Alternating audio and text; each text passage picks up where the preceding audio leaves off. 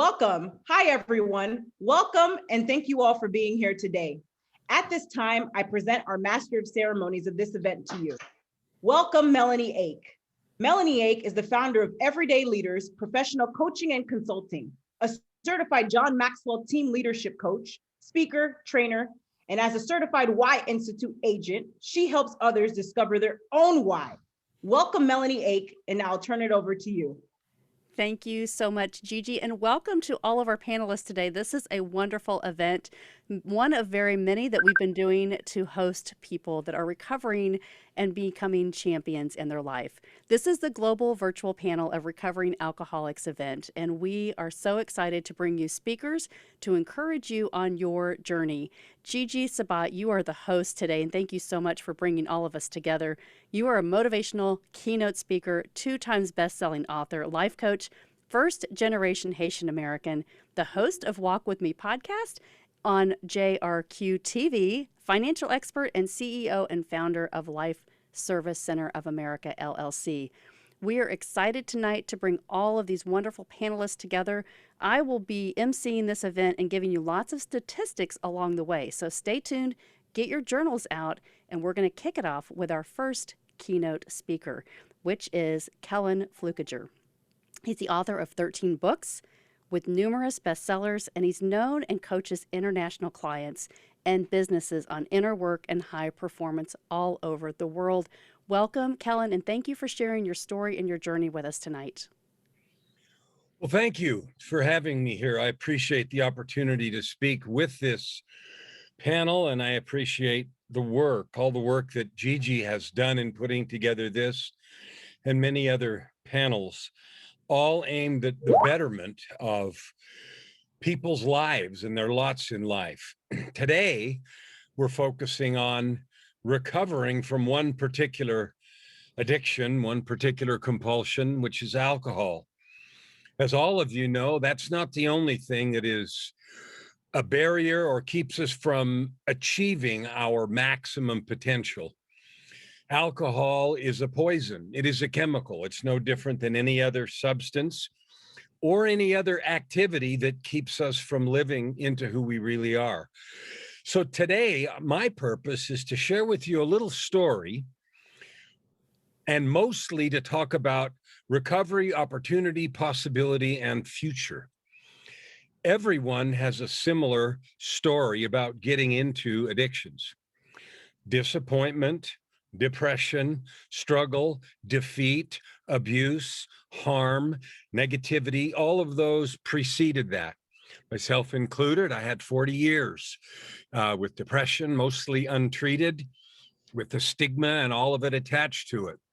Married to the idea that somehow I wasn't good enough and never would be, no matter what I did and no matter what I tried. Now, the funny thing about that is I had a fabulously successful career, made a ton of money, and had all kinds of high-powered positions. But behind the scenes, I was broken, depressed, convinced I was no good, and lived constantly from that place. As no surprise, I turned to substances. Alcohol was very high on the list, and it was a huge problem for me for years. I hid it. I lied about it. I pretended it away. I spent money I didn't have. I ruined relationships and all the rest. But those of you listening that have either lived with or had those problems know exactly what I'm talking about. And the details of your story are going to be different, but the outcome is going to be the same. In that phase, the next phase is a choice that we make. Is it time to change? We live with our problems until we make a firm declaration to change, and then we get the help we need to support that effort. Sometimes, often, that is Alcoholics Anonymous or some other recovery program committed to those who are making that effort. But the most important thing is 2 things.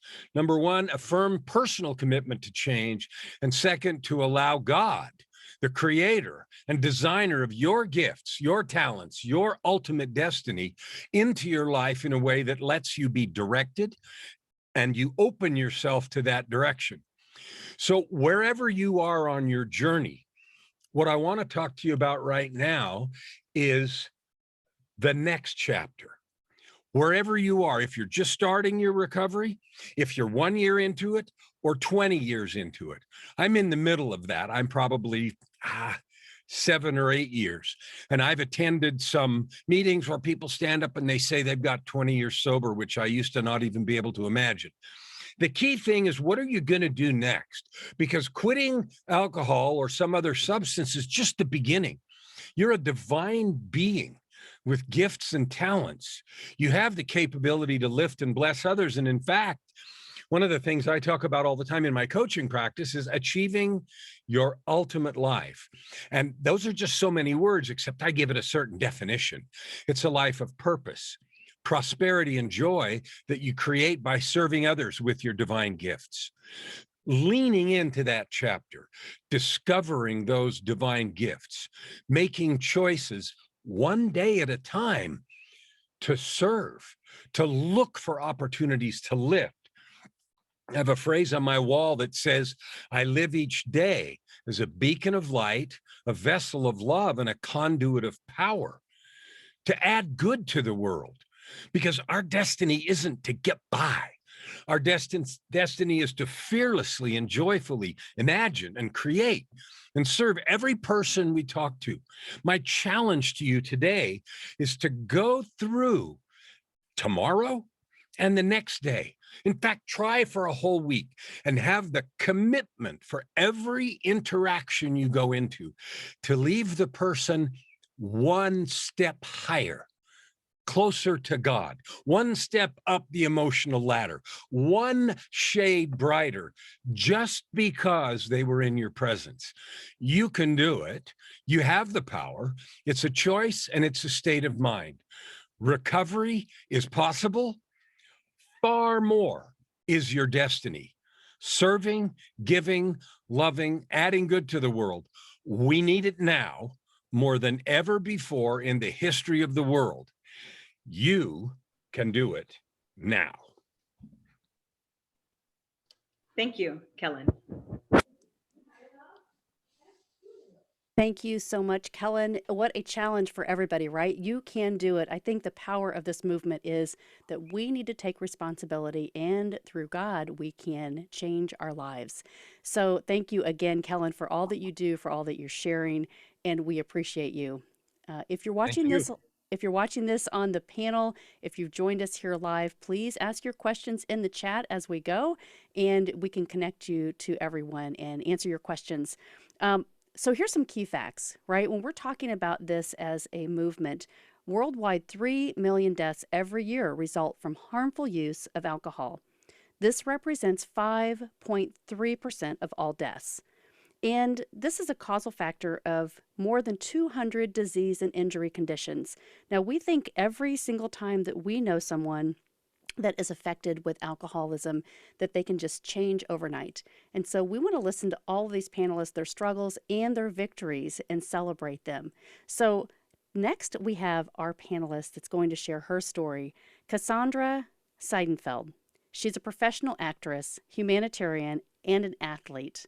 She was a recipient of the 2016 Women for Empowerment Global Medal of Honor, and her work empowering young women and girls survivors of human trafficking in the U.S. Cassandra had an international modeling career and co-built a novelty company from startup to major leagues. Among her many interests, continually giving back, Cassandra is dedicated to supporting women's mental health issues, and she actively serves on several national boards. Welcome, Cassandra, and thank you for joining us tonight. Thank you so much. Thank you so much. Wow, I'm just blown away. We have one life, and that life is precious. You are a gift and a treasure. Thank you all so much, awesome hostess Gigi and fellow panelists, for this amazing opportunity to share our collective thoughts and experiences on such an important topic. Most of us love having a good time. And good time is associated with good food, wine, good company, and fine spirits. There's a fine line between enjoying libations and being overtaken by libations. I had 2 very close extended family members struggle with alcoholism. The signs were very similar and the circumstances somewhat different. The first was more of a peer, very successful, high functioning individual with an incredibly thriving retail business. The first signs were mumbling, stumbling, which can happen to anyone, right? After a long day into a celebratory night. The subsequent signs were, for lack of a better word, more unique or noticeable, and they were symptoms that ranged from loss of memory, severe loss of speech, symptoms that we recognize today to no sense of reason. At first, this could sound like the person is like the life of the party, but a closer look, and you can see that these are signs of danger, signs that someone needs help, and that the substance is overtaking the faculties of the being, and clear signs that we can intervene and help. The second instance occurred when a family friend was staying with me. He stayed for a few days and we shared dinners together, good conversations. Periodically, he would like disappear from the dinner table. At first, he said he was going to the loo. And as the evening progressed, he would disappear without mention for like really extended long periods of time. My assistant came to me and shared with me that evening that he was constantly grabbing glasses of wine or vodka from my butler's pantry. And as the evening progressed, he was barely physically making it back to the table, let alone being coherent, but more jovial and bouncy. Yet he eventually passed out in my study where he rested until the next morning. We made him a nice breakfast, got him, prepared to leave, said our goodbyes. I stayed home most of the day and I asked my assistant if she had seen him leave because I noticed that he had forgotten a bag in the guest room that he was staying in, which of course he did not sleep in because he stayed in my study. She said to me, no, he hadn't left. And I said, that's kind of strange. So we began to search my home and didn't find any trace of him for like an hour. After some time, we noticed in the guest bedroom that he was supposed to be staying in that the covers were slightly, changed from the way that they had been made. He was hiding under the bed. I love both of these people dearly, and I'm sure you love anyone, particularly anyone who is suffering and is in pain. And in both cases, both people needed professional help, and we helped them get to AA and retreat clinics. Their paths were not easy, promises were made and broken, ultimatums ensued, and after much love, prayer, dedication, and commitment together, we saw these challenges together as like a community and a family, and they sought the help that they needed. One recovered patient has been sober for over 2 decades, not a drop. His company sold for over $1 billion. The other has remained mostly sober with the constant love and support, continued love and support of the nucleus of the family and the professional encouragement. Life knocks us down, and we each have different coping mechanisms. Regardless of what drives us to vices such as non-recreational alcohol, we need to love, support, and encourage those that we care about who care about us. Please take great care of yourself and each other. Listen with your heart, look from within your soul, and help heal from your essence. We are love. We are stronger together. We got this. Thank you so much, and God bless you all. Thank you, Cassandra. Thank you, Cassandra. So powerful knowing these stories are affecting all of us in our daily lives. It's just maybe one person away, right? What we do, how we react to that, and how we can help support. Appreciate all that you do. Thank you for sharing today. So alcohol poisoning is serious.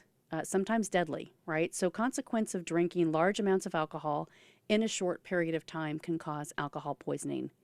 Drinking too much too quickly can affect your breathing, your heart rate, your body temperature, and your gag reflex, and potentially lead to a coma and death. It's so important that we look for these signs as we can help other people in their journeys.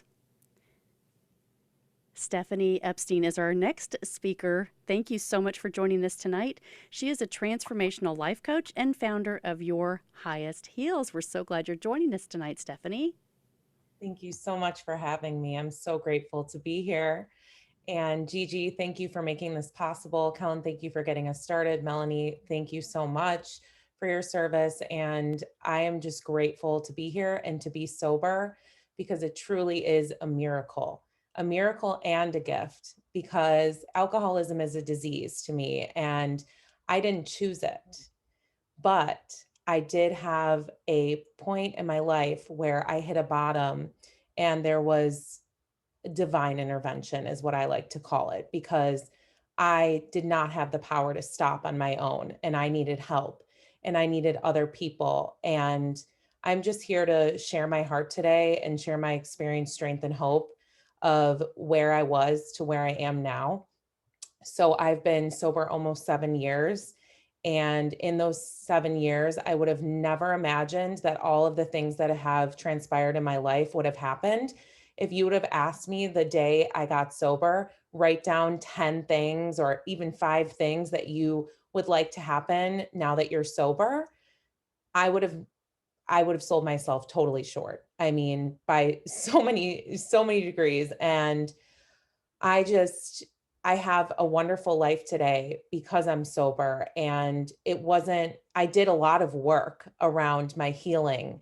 And I believe that when we put in the work, and I'm also in a 12-step program, when I work the steps and put in the work, that I can have a beautiful life. And not every day is easy. This doesn't mean that it's easy. Life is still happening, but my life is so much more beautiful. And my vision of my life is so expansive. Like, I'm not living in this tiny world anymore. I don't feel enclosed and trapped and stuck and lost, and a feeling of lack. And the feeling that I feel, whether I was drinking or not, I felt a pit in my stomach 24/7 before I got sober. I really believe I was an alcoholic before I even took my first drink, and that I was susceptible to this disease. And so it has allowed me to see the truth about my disease, is that I'm powerless not only over like the alcohol, um, but I also am powerless over that feeling. Like, I felt that pit, and the power that I needed to overcome that was a power greater than myself. And I like to call that power God, and that is my higher power. And I really believe that my higher power surrendered me. It was almost like I didn't even surrender when I decided. I almost, like, it wasn't even a decision really to get sober. It was a decision to, once I got sober, to continue the journey. But I almost feel like I was surrendered by God. So I couldn't be more grateful for the life I have today. And now I want to pass on, the darkness that I went through is now my biggest asset, because I can pass that on to other people. And I've created a business where I'm able to give people hope and use my experience to help them realize their fullest, like their potential, and the big life that is out there, and that you're not alone, that you don't have to go through this alone. There is help. There are people. Look at all of us today here. I know that, I don't know every single one of you personally, but I feel a connection. And that is the most important thing, because I believe this is a disease of separation, and that we need connection, especially for me, whether that's from God or other people. I need that to nourish my soul and to nourish myself. And so I just want to say that, just to give people hope, I have a beautiful life today with beautiful relationships. Nothing is perfect, but I get to be a sober mom. I'm currently pregnant, and it's just such a gift to give that to my child, to give that to other people, and to create a business where I work every day, passing on the experience, strength, and hope. So grateful to be here. Thank you so much for having me. Thank you, Stephanie. Thank you so much, Stephanie. Wow, highest heels, but highest hopes, right? You're amazing. Thank you so much, and good luck with your pregnancy. This is wonderful to celebrate that with you. Thank you for sharing your story today. It's very, very powerful. Alcohol use in the United States is 85.6% of people ages 18 and older reported that they drank alcohol at some point in their lifetime. So it's this trigger, right, that we're going to continue to learn about, and what changes, what makes you become an alcoholic versus someone else. Today we have our next panelist. I am so proud to introduce her, Emma Stowell. She is a wife, a mother of 3, a former teacher who lives in Pleasant Point, New Zealand. Since early childhood, she's dreamed of writing stories that would capture readers' hearts. But life got in the way of dealing with abuse, PTSD, and drug addiction, and she turned down her scholarship. Soon after she dealt with the addiction and got clean, she became a teacher and then a mother. She had 3 children, and then she realized that she still had a dream and experience that she could draw from to write an amazing story. She specializes in breaking contemporary romance boundaries, combining mental health, poetry, and romance. Her novel, Beautifully Broken, is the first #goodgirl, #badgirl trilogy. And it was based on experiences with abuse, PTSD, and drug addiction. And it's all becoming yourself and staying #beautifully broken. Welcome, Emma. Thank you for joining us today. Hi, thank you for having me. I just want to start out with my own journey. So 5 years sober, and before the 5 years sober, I was 13 years sober, and I really thought within that 13 years sober, that was it. I was done, I was clean, and I wouldn't have to deal with addiction again. So I spoke on another panel about suicide, overcoming suicide, and so 18 years ago, it all began when I'd grown up with addiction and parents and other people around me who were alcoholics. So it was very easy to fall into that life without even really realizing that it had happened. Kicked out of home, living in a horrible flat where everyone else was doing drugs and drinking, and an abusive partner. The day I was lying on the floor after he'd beat me up and made me lose our baby, and I just prayed to God and said, if you're out there, you need to get me out of this situation because I won't make it. I just knew in that moment I wasn't going to make it. 3 weeks later, I'd met my now husband, I'd moved across town, and I'd applied for college. It was still a long journey from there, and it wasn't, I made the decision to get clean, but it wasn't so easy as walking away from that life, especially because I allowed myself to still drink occasionally. And that was all fine until 5 years ago when I had 2 young children, and I looked at them, and suddenly all the abuse that I'd suffered when I was a young child came rushing back, and I'd seen some abuse as well of young children, and I was just thinking, how can someone do this to a child? And the images in my mind were just burning in there, and I started to drink to forget. And one day I remember just sitting there with a bottle of Jim Beam over the day, sneaking a little bit here, sneaking a little bit there, and I got through the whole bottle and suddenly realised I'm back where I started 13 years ago. Sorry. And yeah, I just suddenly clicked that I had to get sober all over again, and this time I had counselling for PTSD. I also started writing my book, Beautifully Broken, about dealing with, so it's a romance, but it's about dealing with addiction. And people have said to me, the character drinks, how can she be a recovering alcoholic and she drinks? But that was my first experience, and I'm currently writing Beautifully Breaking, which is where she becomes an alcoholic again. And it's getting in that mindset, because other people don't always understand the mindset, the things you tell yourself when you're drinking. It's not your ordinary mindset. Your mind goes somewhere else, and you easily talk yourself around to drinking, and it's not as clear to other people that you can just walk away from it. But I just want to end with my brother's story. So he started drinking around about 12, and I just kept praying for him, and I kept going to visit him. I didn't enable his drinking or his drug addiction, but I just kept praying for him, staying there for him.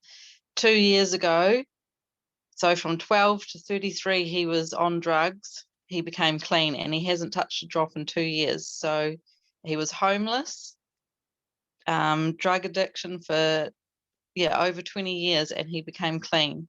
So you can always come back from however low you think you've gotten.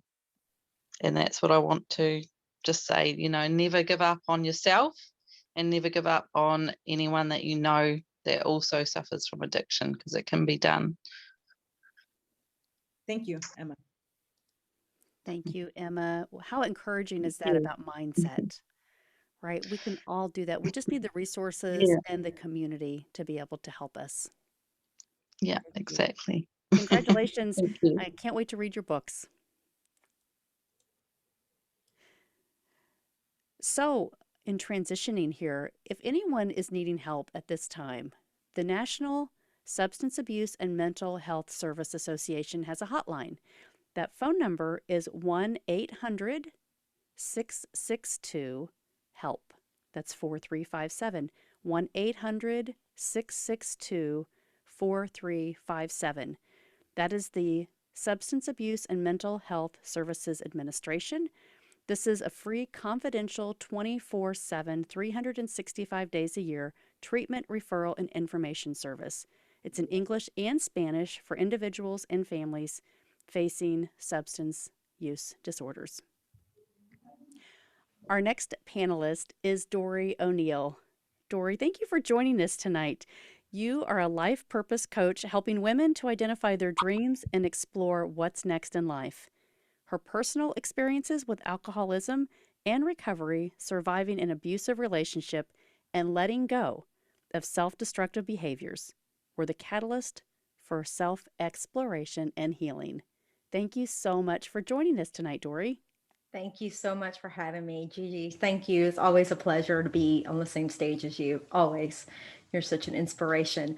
Thank you, everybody. I am Doree O'Neal. My sobriety date is October 30th, 2012. I had my first drink at 15 years old. And the first moment I had that drink, things changed for me. I was no longer the scared, insecure person that saw themselves as ugly, fat, not worthy. I became the life of the party. I became where I could speak my mind. And I became all of a sudden this beautiful, gorgeous person that in my mind that I thought I should be. Along with that came all these different behaviors and all of these different actions. And that's what a lot of people talk about sometimes when they think about alcoholics. They talk about the bad behavior of an alcoholic. Did you see when they did this? Did you hear what they did? And that became very much so for me. I was a blackout drinker almost from the get-go. And if you can imagine waking up the next morning and not remembering what happened, nothing. I would wake up and I would go, what did I say? What did I do? Where am I? Where's my car? And did I drive? Go into my garage door, slowly opening the door to see, is my car out there? And if so, is there any damage? That's the life I lived as an alcoholic, an active alcoholic. But what I wanted to talk to you today about is shame and the illusion of shame. We all have shame in our lives. As an alcoholic, I can say that my shame was pretty, it took me out. I would do shameful things when I drank, only to wake up and find out all of the things that I did. All my friends would call me the next day. Oh, guess what you did last night? And I'm like, oh, no. I always had a saying, if I didn't remember it, it didn't happen. And we would just kind of chuckle about it. And then sometimes I say, please don't tell me. Please don't tell me. I don't want to know. Because that shame would cause more shame, which would cause me to drink more. It's an illusion. Shame is an illusion. And I'm going to tell you why. Because when you get sober, there's all of these people around you who've been through similar things. And we don't judge, we love. Shame likes darkness. It wants you to be alone with your disease, and it wants you to be ashamed so you don't talk. And when you don't talk, you don't heal. And that's what it wants from you. And so what I'm here to say today, it's an illusion. And even as you get sober, there'll be a lot of people, shh, don't talk about it. Don't tell people what you are. That's an illusion. Because what happens is that I'm giving back freely what was given to me, freely. And I'm here to help. We're all here to help. All of us that are on the panel today are here to help and offer every bit of hope and joy that we have.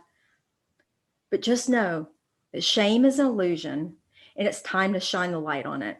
Step forward, take a hand of one of us that's here or someone that's offering to help you. Take the hand. Don't be afraid. Speak your mind, speak up, and find the joy and get help. You can do it. Thank you. Thank you, Doree. Thank you, Doree.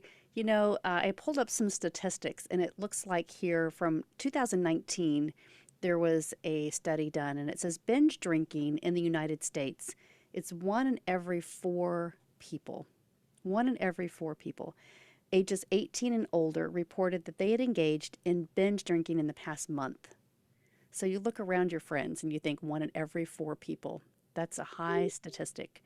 So we want to be cognizant, right? And if we find people in our lives that are involved in this, to reach out and see if they can be helped in any way.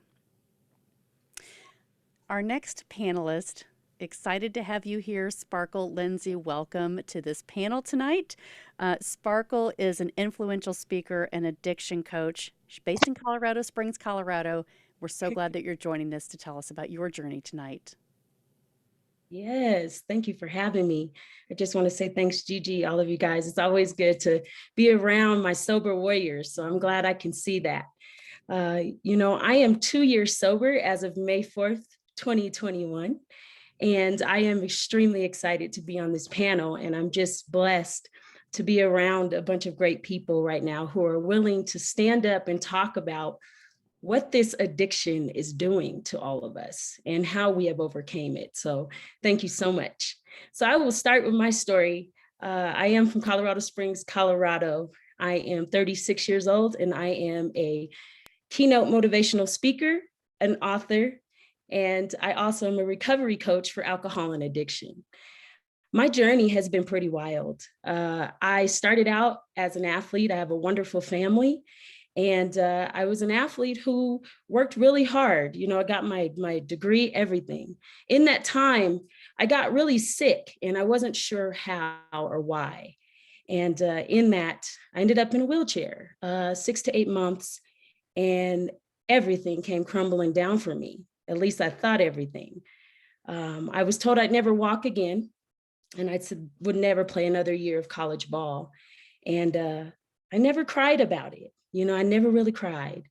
And I knew I was going to walk, so I just kept doing what I had to do. I retaught myself to walk, played another 2 years of college basketball, and had an opportunity to try out for the WNBA, and I did, and I turned it down. And one of the major reasons why is because I was so blessed to be able to walk again. But in that, I never cried, and I never felt those emotions. I never felt what was actually going on with me. And I jumped into being a manager, a human resources manager for 3 big box companies for 13 years. And for me, it was so exciting. I was able to fix everything, help people do what they needed to do. But once again, I was not helping me with what I needed. And before you know it, things got kind of rough for me. I partied a lot. I drank a lot. I was in a lot of pain from my autoimmune conditions.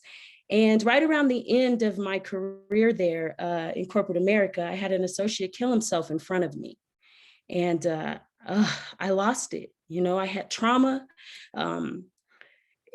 Till this day, I worked through this trauma. Thank God I worked through the trauma. But a big piece of it was me being able to realize that the accolades and everything that I had accomplished were great.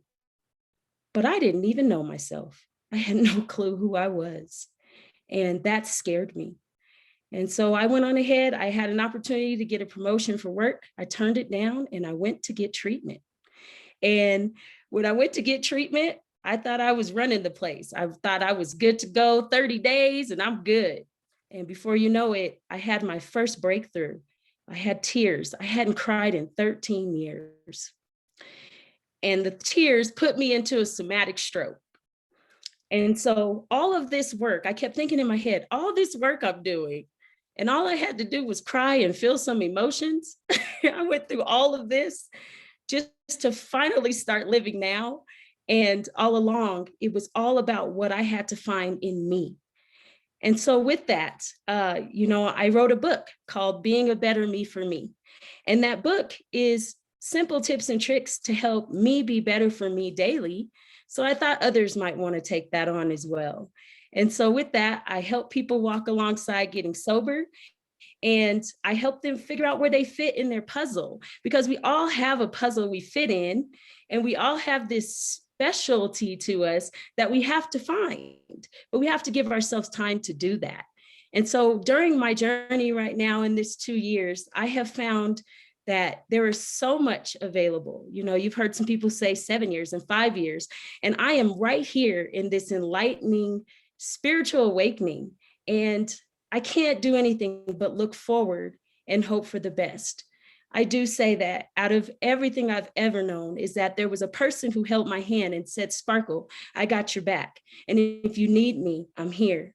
And I knew then that I would forever help people help themselves get sober and keep myself sober as well, knowing that I have sober warriors around me all the time. So if you are someone who's just kind of struggling, or you just need somebody to talk to, we got a lot of us here that can just kind of talk to you, walk with you through it, and help you know that, you are worth it and you are deserving of whatever it is you want it to be. So throw it out there, believe in it. The manifestation will happen.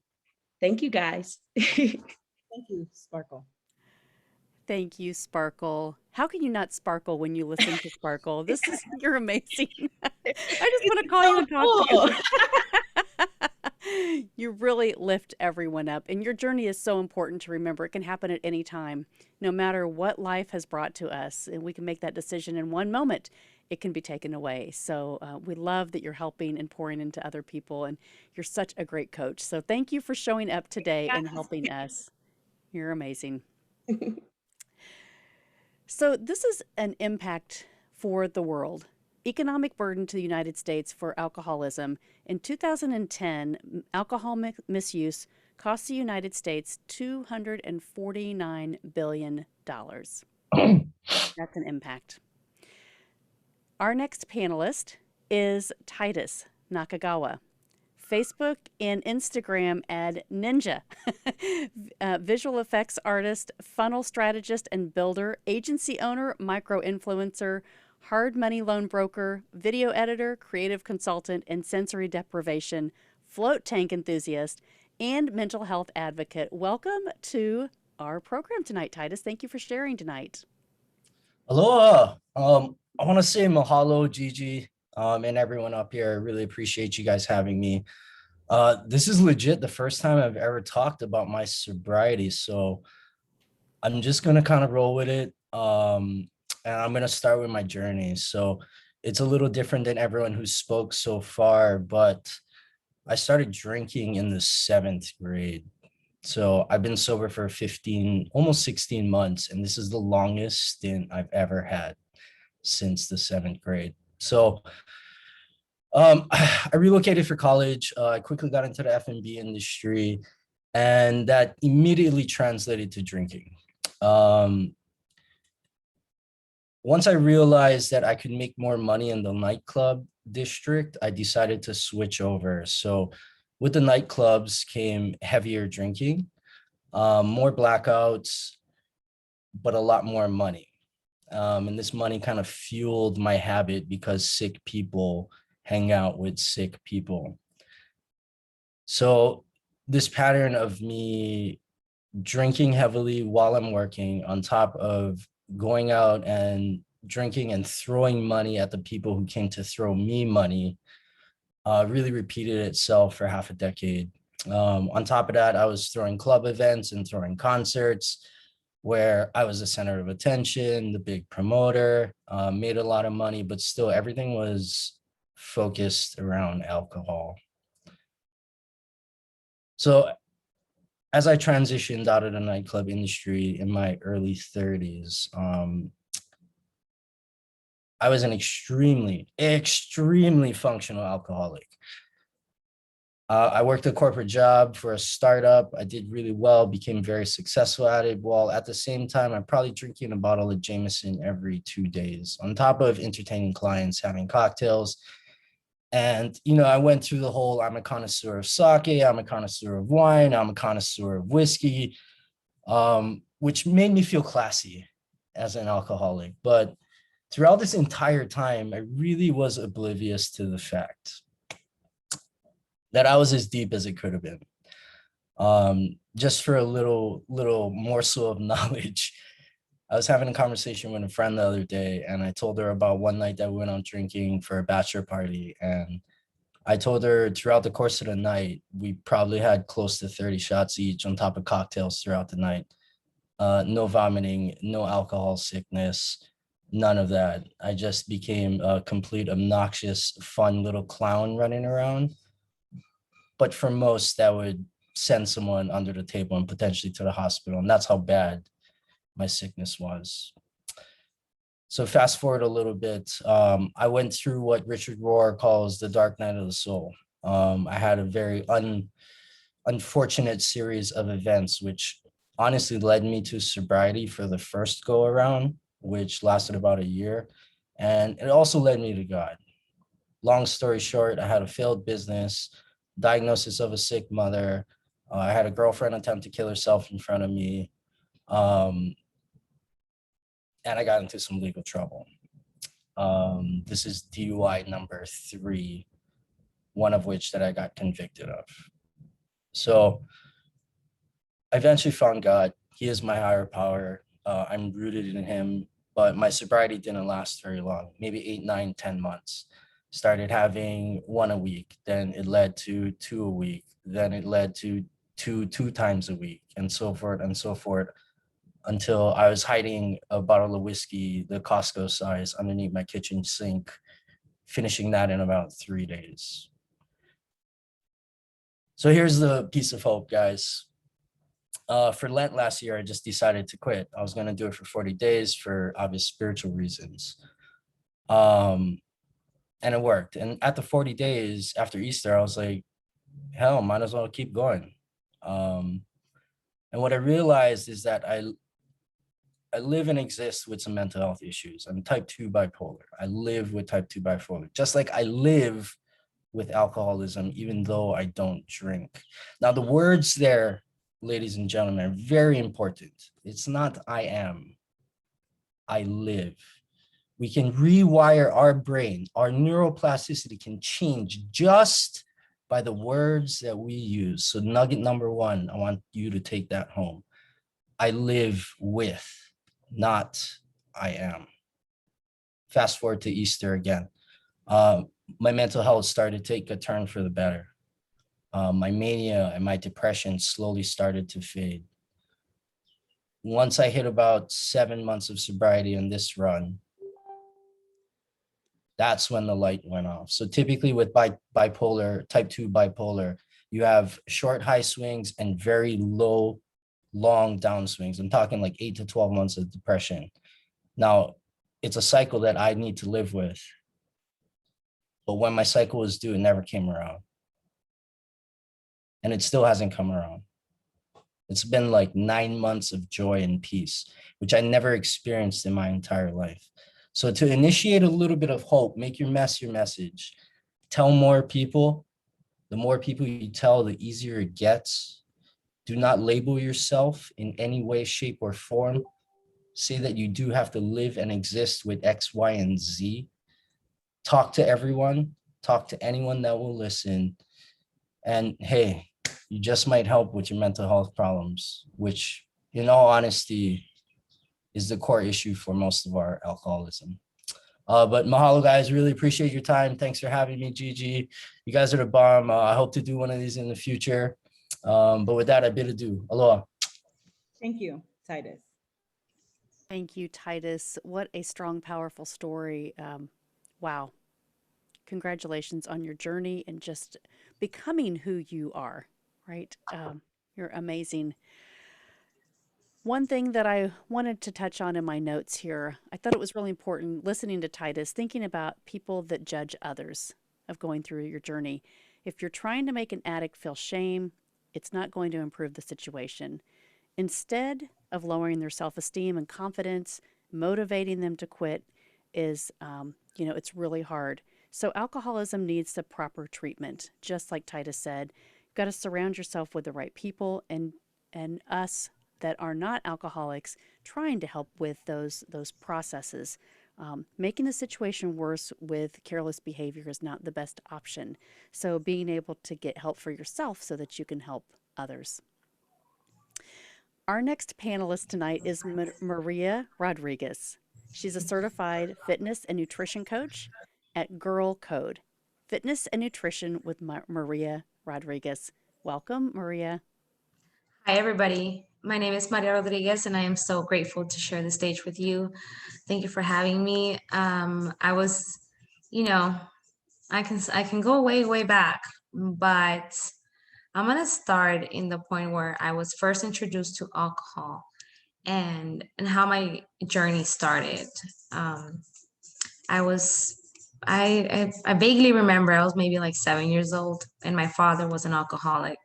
And I did not know he was an alcoholic until, I would see his eyes bloodshot red and all these things that he would do when I was younger. I saw them in my adulthood, just reminiscing and having memories. And I would think, wow, he was an alcoholic. And I didn't think much of it because I grew up around it. So I just thought that was normal. And in the Hispanic culture, they consider, Hispanics to be heavy drinkers, and they consider that to be normal.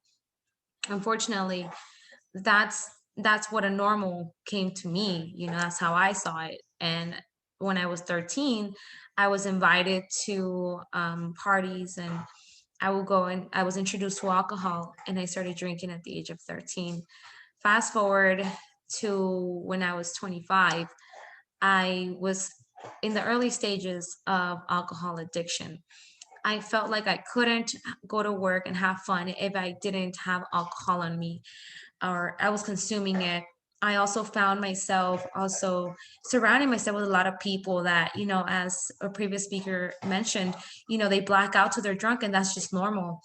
And I realized that I was being hungover every single day. And I did not like that feeling because I questioned myself, is this how I want to end up? One of my ex-boyfriends committed suicide due to alcohol and drug addiction. And that's the moment I knew that I needed to wake up, and I needed to get out of that tunnel where I was headed, because if I wouldn't have never snapped out of it, I would have never, been here to share my story. So, 2 years ago is when I woke up from that nightmare that I was living on.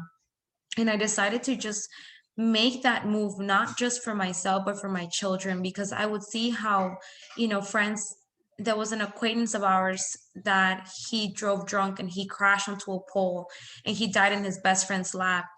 And I did not want to end up like that. That's not how I saw my life ending. So that's one of the reasons why I decided to make that change. And at first I felt like there was no ending, or there was no exit out of this tunnel. I felt like I was never going to be able to, stop feeling like I needed that to have fun. But I prayed, and I looked for support groups.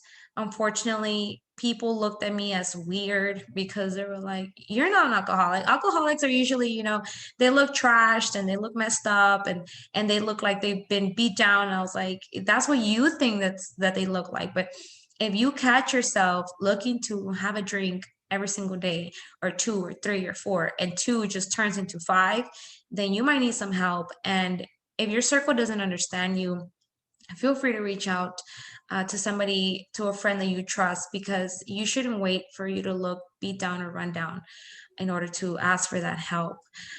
So with that being said, I just want to share a little bit of positivity into your life. Maybe you're watching this and you're thinking, well, I drink but to have fun. But do you really need to drink to have fun? How many does two turn into? Does two turn into drinking all day? Because if that is the case, then you might have a problem. But there's other people like you, like me, that are willing to help you and that are willing to guide you and not shame you or make you feel bad for being in the situation, because at the end of the day, we're humans, we fail and we learn from our mistakes, and that's what matters. So thank you so much for having me on the stage, Gigi. I appreciate you, all of you. Thank you. Maria. Thank you, Maria, very much. It's so important to remember all of those things as we kind of go through life. We've got to take our responsibility, right? So congratulations for living your journey. Thank you. Thank you so much. Titus talked about this and several others, so I wanted to touch on this again. The symptoms of alcohol poisoning, signs and symptoms.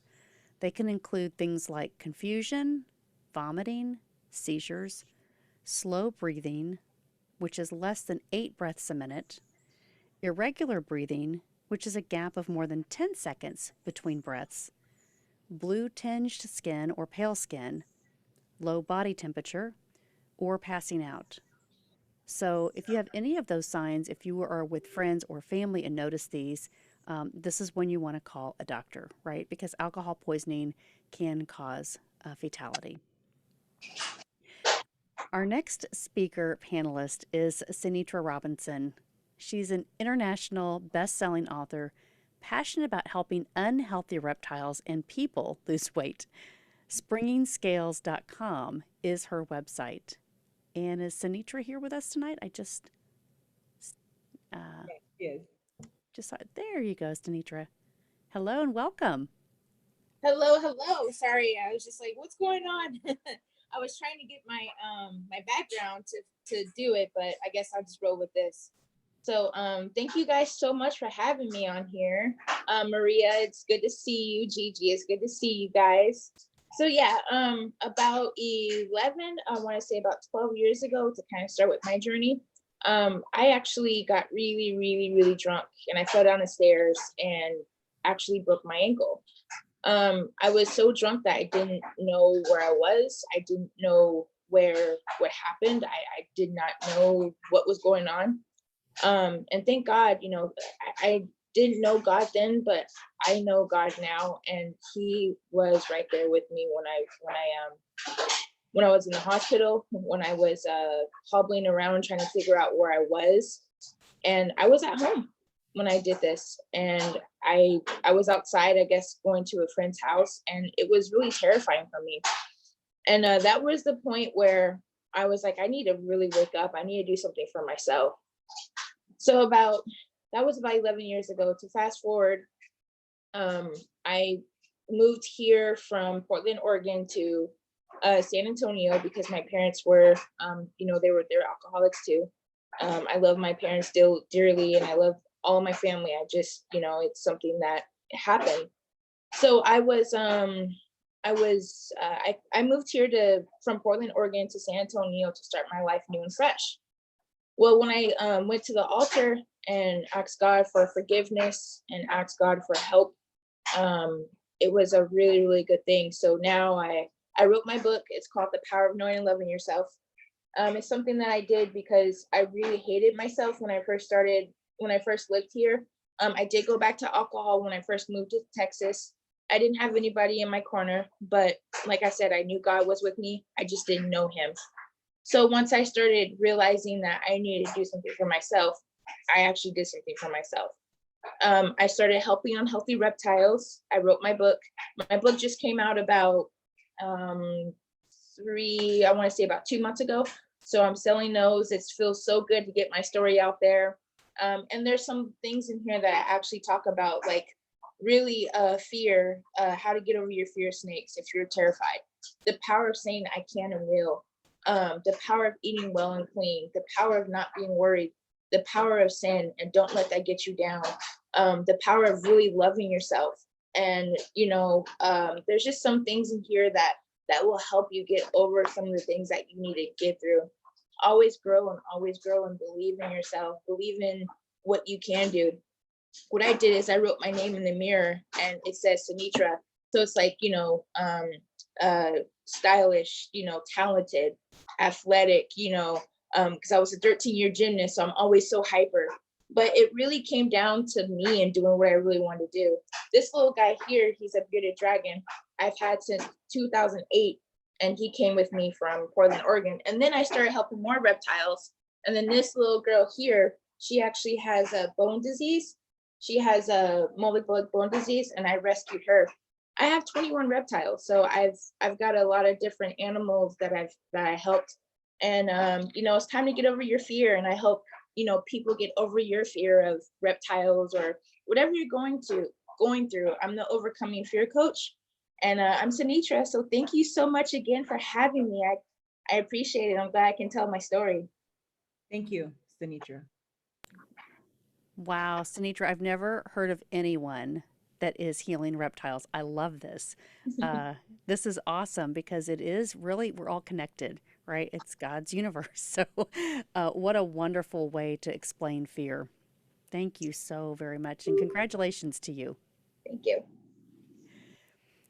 We've talked a lot about drinking at a young age. And so I wanted to bring this up, remembering if you have a teenager, talk to your teenagers about the dangers of alcohol, including binge drinking, like we've heard from several panelists.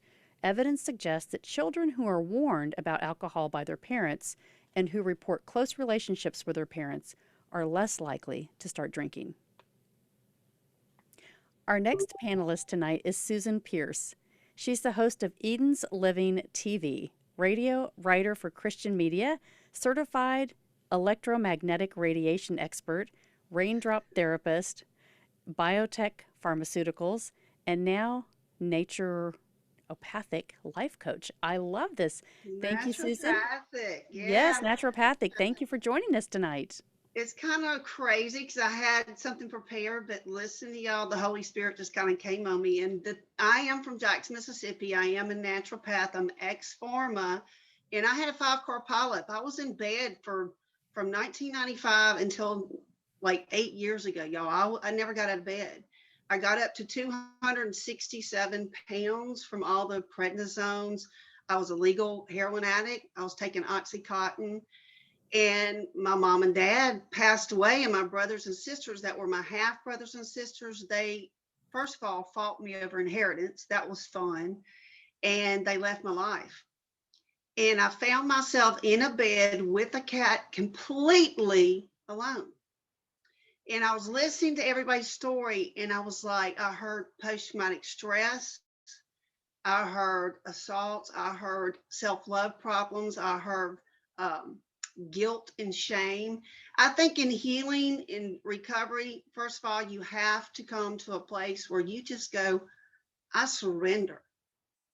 I surrender. I can't do this by myself anymore. And I remember calling to God, it's like, I don't want to live, but I'm a Christian. I can't kill myself, but laying in a bed from, 20 hours a day, popping pills, there's no joy. There's no touch. I heard about community was important. Community is huge in recovery. You need to make people feel that they are loved, that they are seen, that they are needed. And I think you just love people where they are. I tried to recently help a young man. He was a vet, and he saw his best friend blown up before him.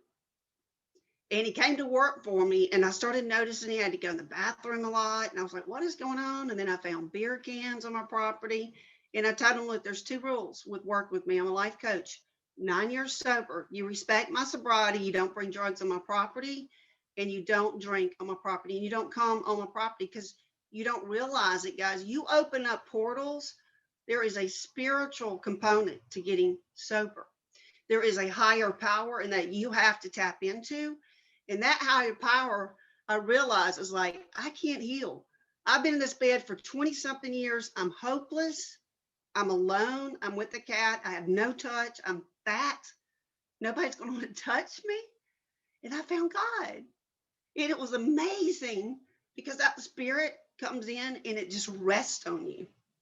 And when you get in that spirit, you realize that you can love yourself. And I just love you guys. I'm thankful for y'all. Thank you so very, very much. We all have a story. We all have a story. Love yourself enough to get sober. You can do it. Thank you, Susan. Thank you, Susan. Right, we have to make goals. We have to be accountable. And so some of these that I've researched here, just here's a couple of reminders that can help everyone. Set goals and prepare for change, because you are going to have to change. So once you've made the decision to change, the next step is establishing those goals. So number one, when will you stop drinking? A quit date. Establishing the quit date. And then limiting your drinks to certain days of the week to cut that down, and then establish that final quit date and get some accountability partners, right? So, gosh, thank you guys all for sharing so much this evening. And our next panelist, Erica Castro. We are so excited that you're here with us tonight. You are a teacher at MUSD, domestic violence, sexual assault, and suicide attempt survivor and advocate. Thank you for joining and sharing your story tonight. Hello. Hi, I'm Erica Lopez Castro. I'm talking to you guys today about my story in recovering from alcoholism. I grew up in an alcoholic home. My father was an alcoholic, and I despised him for his drinking.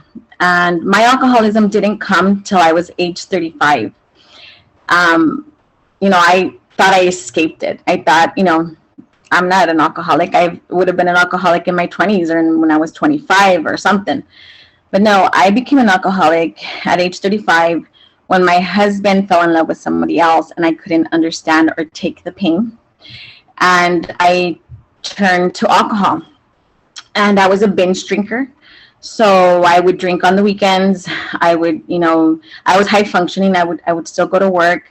But one of the biggest things that would happen was that I was not present emotionally. I wasn't present, with my children.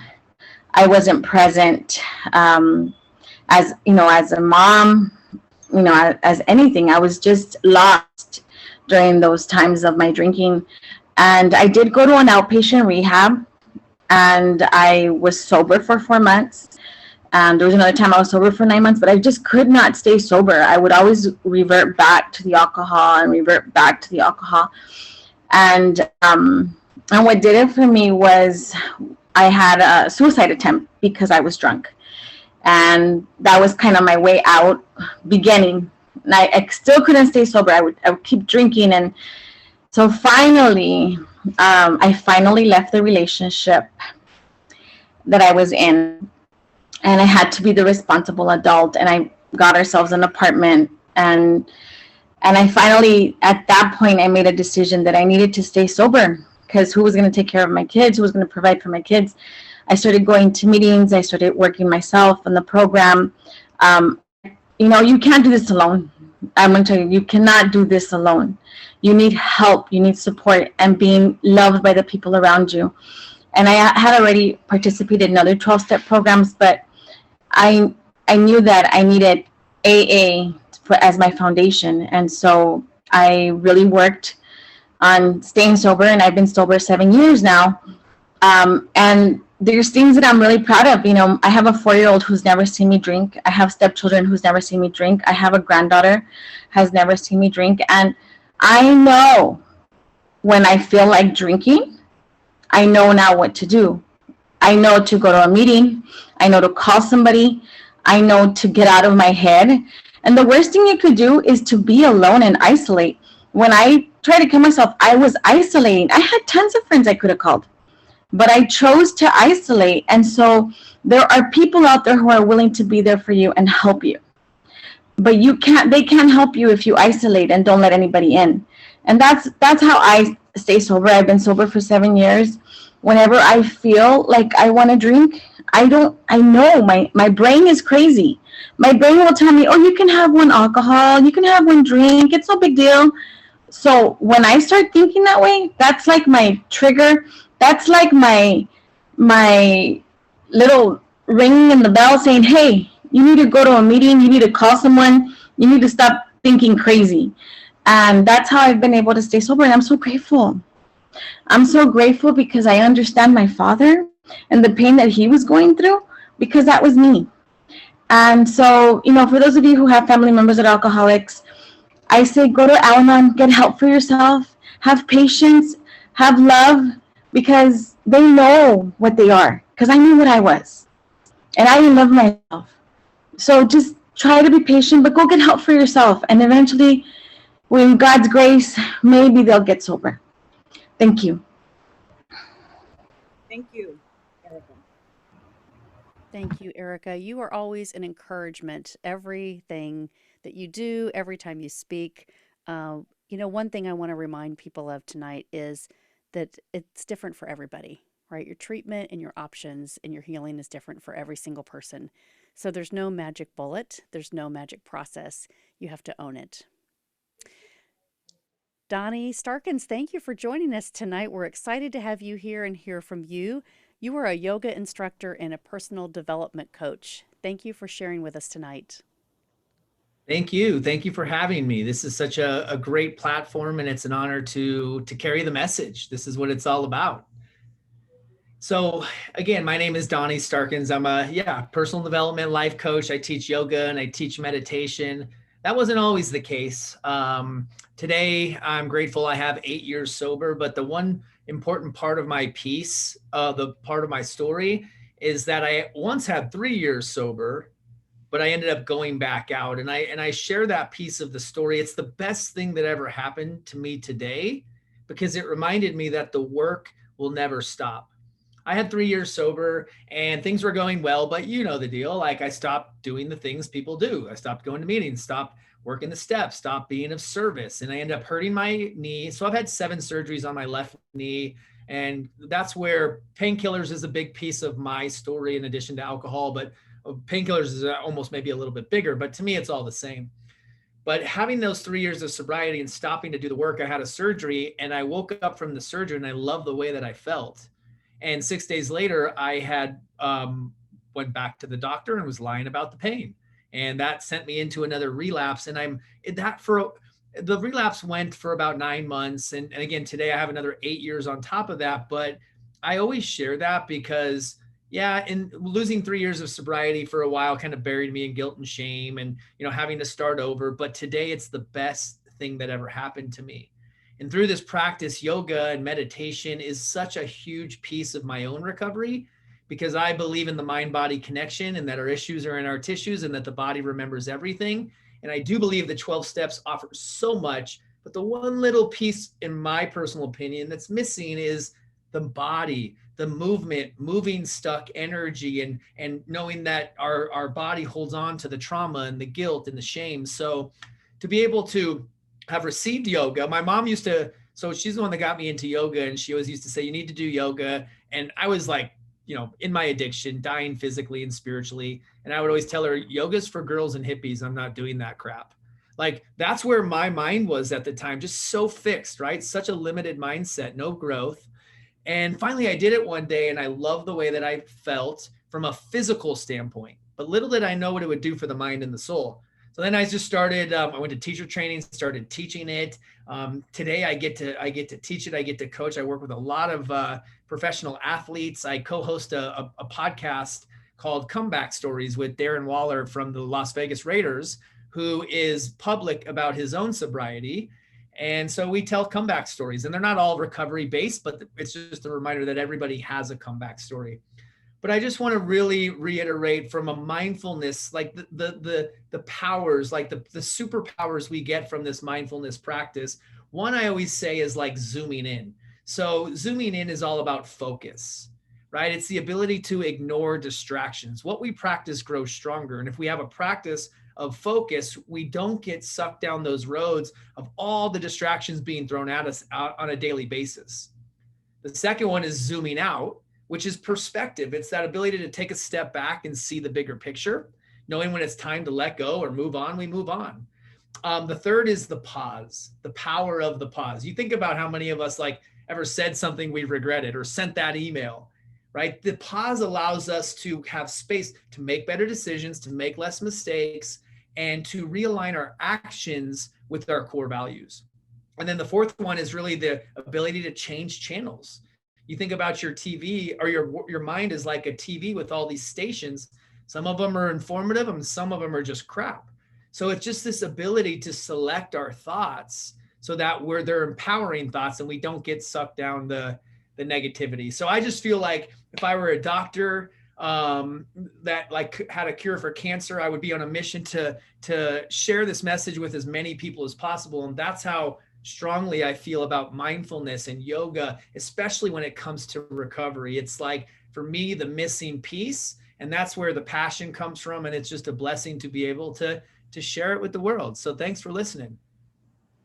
Thank you, Donnie. Thank you, Donnie. The power of the pause, right? Everybody needs to know that. Great visual on that for everyone. Thank you for joining us tonight and sharing your story, and congratulations on your podcast. That's really great things that you're doing. Thank you. Thank you for having. Absolutely. So I wanted to touch on one thing. Erica mentioned treatment facilities. And so there are 4 different ways that you can receive treatment if you're suffering through alcoholism. So the first one is a residential treatment center or partial hospitalization, intensive outpatient programs, or therapy. So group therapy, family, and individual. And it's a community service. Our next panelist here is Lee Shutsky. We are excited to have you here tonight. You're a certified life coach who helps people reach freedom from alcohol so they can write their life's new story, one not defined by alcohol or the past. You help people who want to stop over drinking, as well as people who've stopped but are still struggling to abstain. You teach your clients a better, sustainable way, and one that doesn't rely on willpower. Thank you for joining us tonight. Yeah, thanks so much, Melanie. And thank you so much, Gigi, and everyone, and all the amazing panelists. I mean, the nuggets that people have been talking about, you know, so many similarities in all our stories, even though every one of our paths is unique. So I'm a certified life coach. I specialize in helping people find freedom from alcohol. And I think the biggest thing that I want to let attendees know is that there are many options that are available now that maybe didn't used to be available. So like personal private coaching is one of them, in addition to all the options that are out there as well. A little bit about my story. So my entire family has been affected by alcohol: parents, siblings, nieces and nephews. One of my brothers committed suicide a few years ago. My family was Catholic, so growing up, alcohol was readily available in the house. And I think I started experimenting with alcohol in grade school.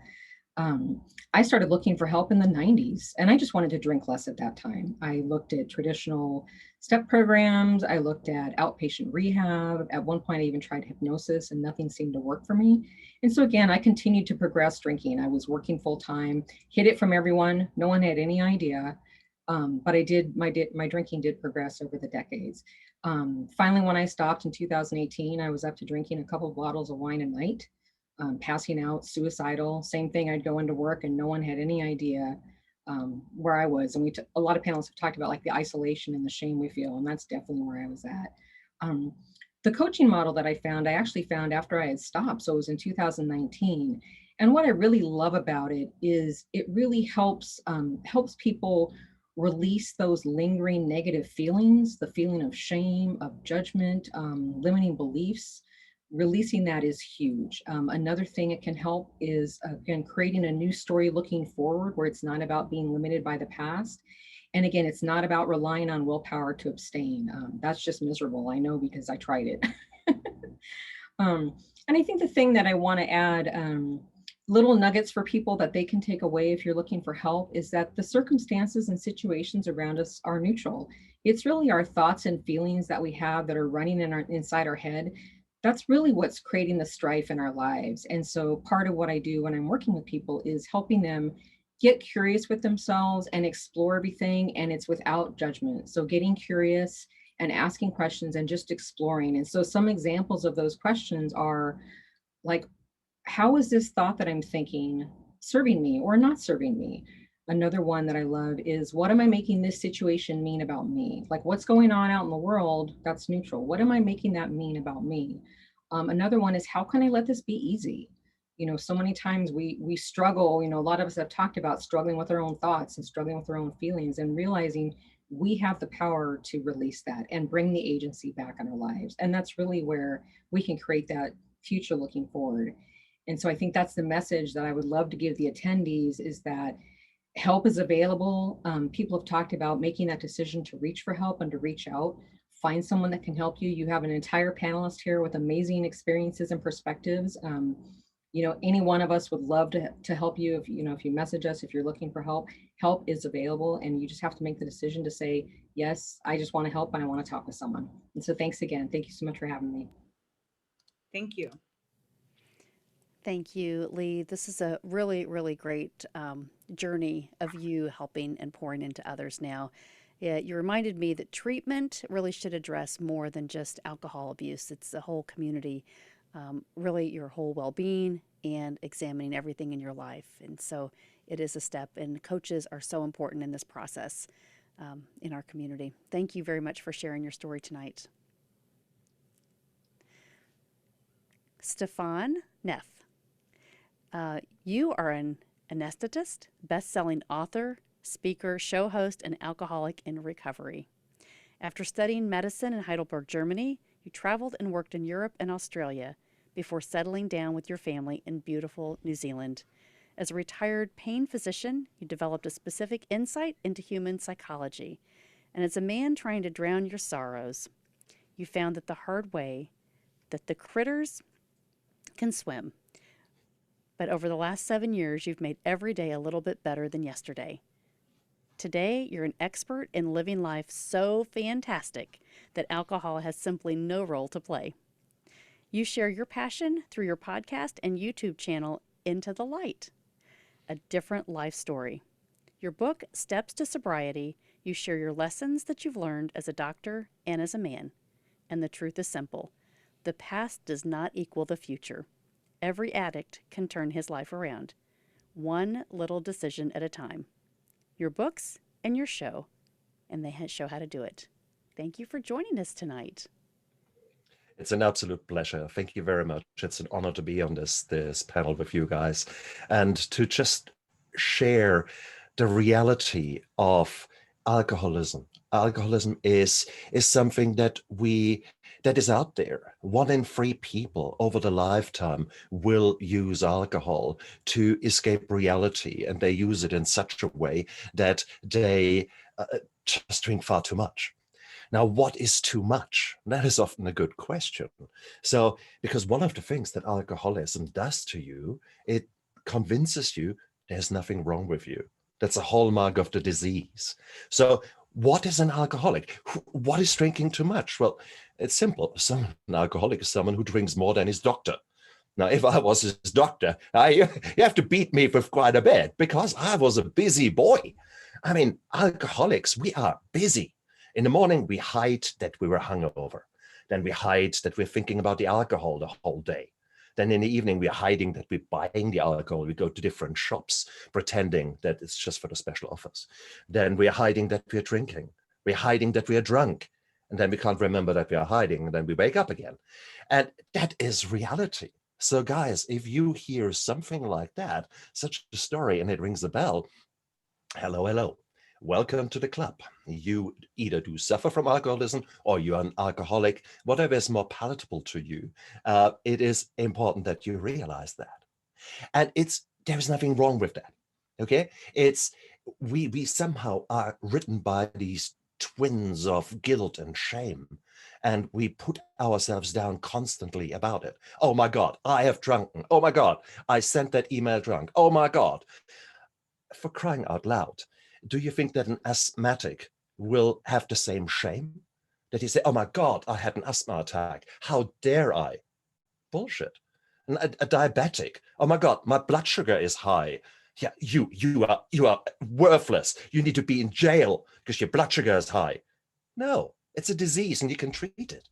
Alcoholism is the same. It's a disease. It has very clear symptoms. And unfortunately, many of us have them. Are you an alcoholic? Simple. Ask yourself the following questions. Have people recommended you that you should cut down on your drinking? Have you been angry that other people have actually talked about your drinking? Do you feel guilty about your drinking? And lastly, do you from now and then need an eye opener? I.e., do you need to drink actually in the morning to steady your hands? Well, if you say 2 or 3 of them, yes, or even 4, as it was for me, then welcome to the club. You have got the diagnosis. You're an alcoholic. So there are many excuses that we make. Oh, I'm a connoisseur. Oh, no, I it's part of my job. There's so many good reasons why we do drink. The problem is it's a false friend. And we guys who have been in the dark hole, we know about that. The problem is you're not just drinking for the beautiful taste. That's rubbish. You're drinking because you want to escape reality. You want to escape your life. And that's really where the underlying reasons are that you need to have a damn good look at. And that's where recovery really comes into its own. To just stop drinking, well, that's white knuckling it. That's torture, and it will not last.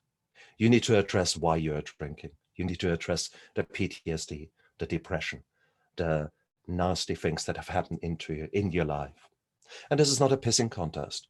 This is whatever it is for you. Your friend doesn't have to be blown up into little bits in front of you in order for you to have PTSD. You might just deserve that you take a closer look deep inside and try to figure out what are your demons and why do you want to escape the life that you're living right now? Because only then can you actually say, well, okay, fair call. Let's throw this alcohol to the wayside and let's actually focus on the positive things. May that be yoga, may that be religion, may that be you getting into sports, may that be all these beautiful other little steps, those micro habits that you start establishing in your recovery, which suddenly turn your life around. It's not just that one big miracle that one day happens. No, it's tiny little steps that you take, but in a consistent way down one route. You're dreaming what you want to be, who you want to be. And then out of that dream, you create a vision. You make it really clear. And out of that vision becomes a mission because you want to take little steps towards that. And by the time you've blinked, you're halfway there. You're that new person. And you've forgotten, oh shit, I didn't drink anything. My God, because you're actually living such a beautiful life. You're out there, you're living it. And that is recovery.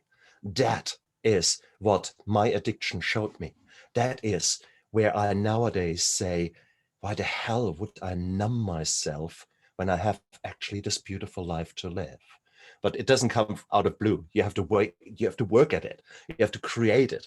And guys, you can do it. Because if I can get my act together, honestly, so can you, okay? So there are ways out there. Just, it's okay not to be okay, but it's not okay to not ask for help. Go out there. There's so many people out there who are willing and who are able to help you and have done so much worse than you ever have done. So guys, don't give up. Stay strong. Look after yourself. Thank you, Stefan. Thank you so much. What a great reminder that we have to make that choice, right? It's okay not to be okay, but we've got to find help. And so I want to tell you, congratulations for writing your different story. You're amazing.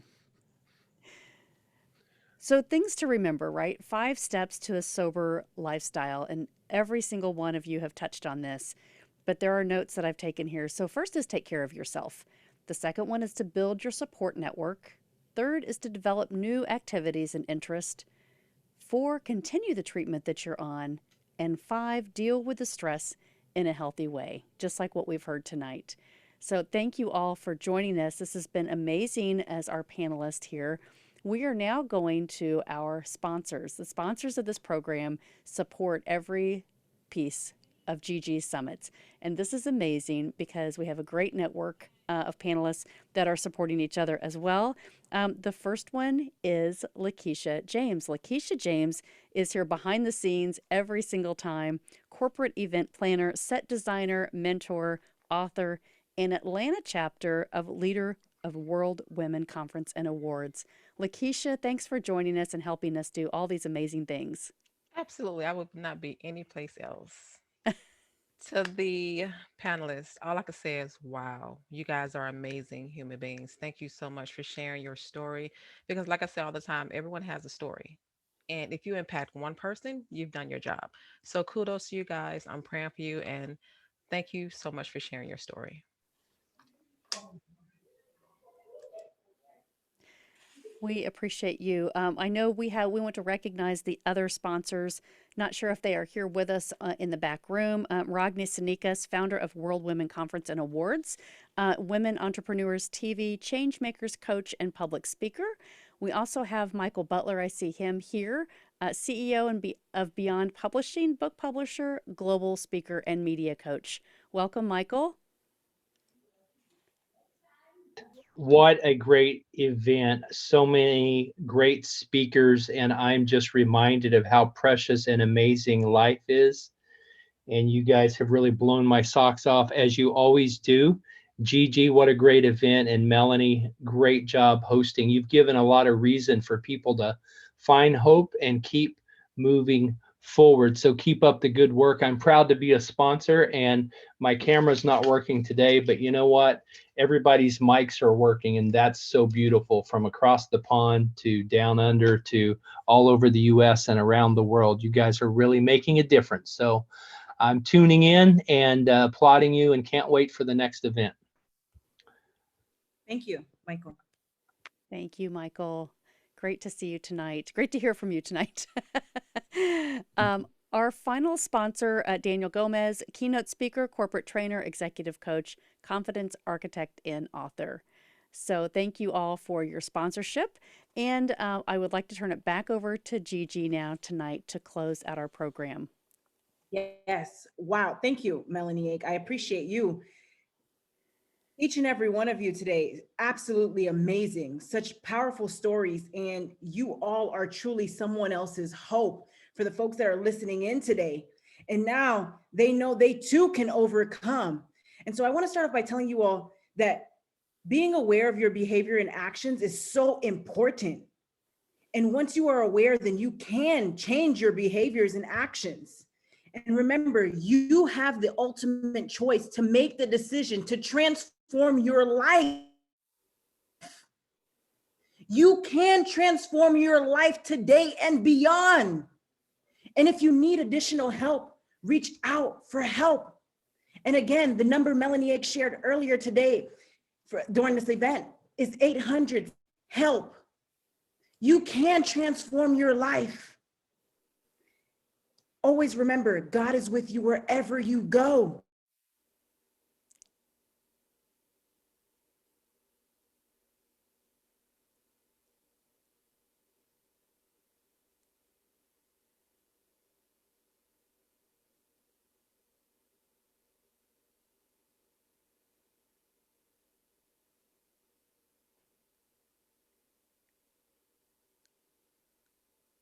We seem to have had a technical issue there.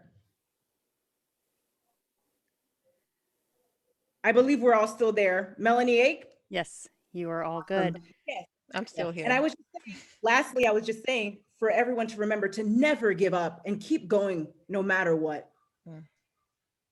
Yes. Thank you. Thank you. Lakeisha, would you please close us in prayer tonight? Absolutely. Absolutely.